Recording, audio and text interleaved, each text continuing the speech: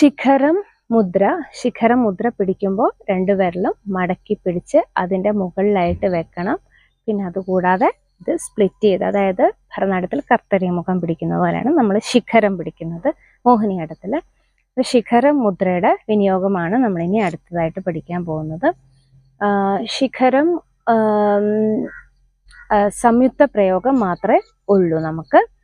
അപ്പം ആദ്യത്തെ വേർഡ് സഞ്ചാരം. സഞ്ചാരം എന്ന് പറഞ്ഞാൽ സഞ്ചരിക്കുക, ഇങ്ങനെ മുന്നോട്ട് പോകുക, അല്ലെങ്കിൽ ഓരോ പാദം വെച്ച് ഇങ്ങനെ പോകുന്നതിനാണ് സഞ്ചാരം.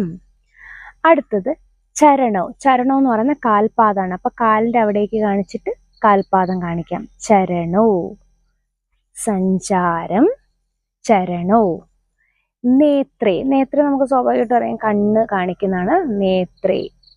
നമ്മൾ പല രീതിയിൽ കാണിക്കാറുണ്ട് കേട്ടോ. ഇങ്ങനെയൊക്കെ കാണിക്കാറുണ്ട്.